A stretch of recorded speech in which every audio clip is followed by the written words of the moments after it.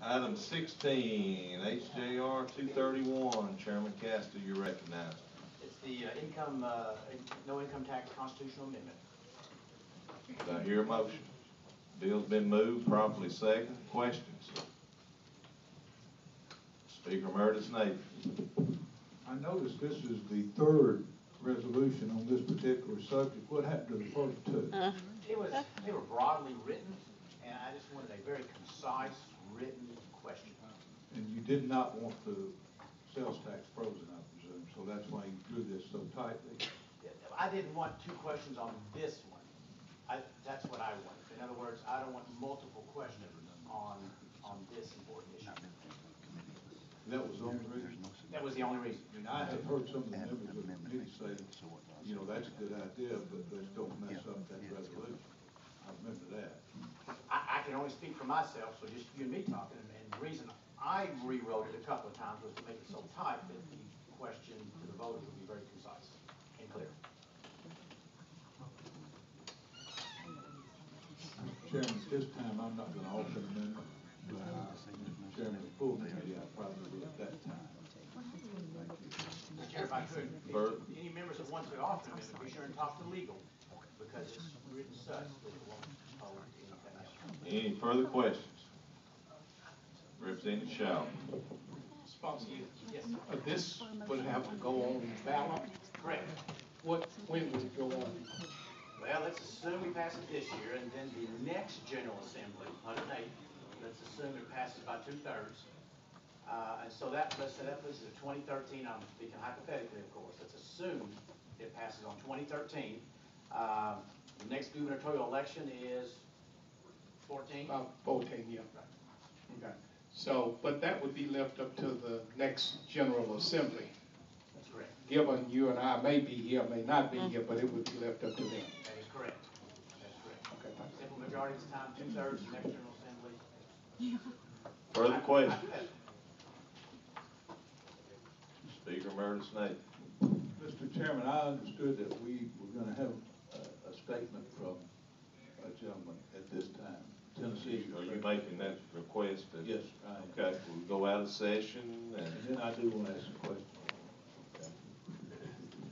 You've got 5 minutes and state your name for the record, sir. Thank you, Mr. Chairman. Thank you, members. My name is Brian Paddock. I'm an attorney. I've practiced law in Tennessee for more than 30 years. I'm a member of the board of Tennesseans for Fair Taxation, and I chair their action fund. We're a nonprofit group that works for revenue with justice, and we think our system is out of balance. Oliver Wendell Holmes Jr. actually observed, I like to pay taxes, with them I buy civilization. I have to say that I would agree with the second part. I'm not quite as happy as any other taxpayer with paying taxes. However, I think that they should be in proportion to ability to pay, and forever forbidding an income tax makes that achievement impossible in Tennessee's tax system. The lowest 20% of income families in Tennessee pay about 11.7% of their income in combined state and local taxes, while those in the top 20% of income pay only about 4.5% of their much larger incomes. That imbalance in terms of paying in proportion to ability to pay can never be corrected if in fact you rule out forever an income tax.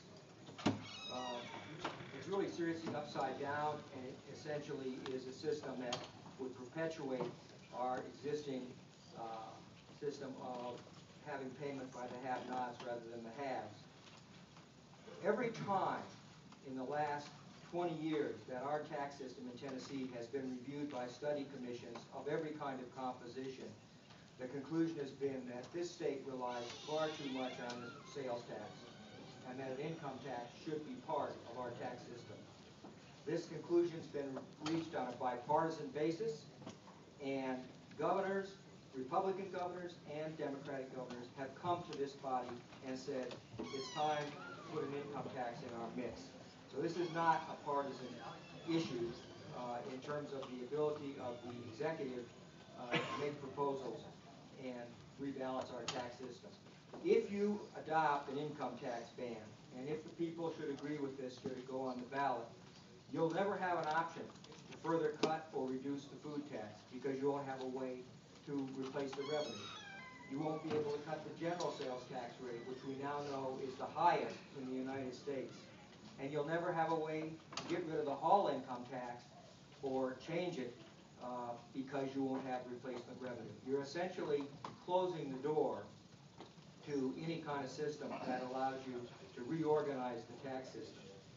More important, you are going to create a situation in which you cannot entertain legislation that's been introduced in previous sessions that would actually reduce the state and local tax burden for about 3 out of 4 Tennesseans. 75% of the people in the state would pay less taxes if we had an income tax in the mix while we got rid of the food tax and we cut the general sales tax. You could also, depending on how you set the rates, raise $1 billion. And that's about the kind of shortfall you're facing right now in the budget. So you could actually have a fairer tax system and one that generated much needed revenue. And you put so many bills behind the budget where your members and this committee like the idea and approved of the idea that members should come forward and recognize the needs of their constituents, but there was simply no way to pay for them. That system is actually, and that situation is actually going to get worse, because as we all know, in Congress, there is a great drive now between the Congress and the President to reduce the federal deficit. That means that probably next year, and the year after, and the year after, you're going to have $1 billion less than our budget. So I would make, if I could just make a final point. The sponsor said that he only wanted this to deal with kind of one question, he didn't want 2 questions, but he in fact adds, with an immediately effective date essentially, stripping local governments of the payroll tax. So if a local government does not have a payroll tax, now it will never have one. And you strip local government as well as state government of flexibility.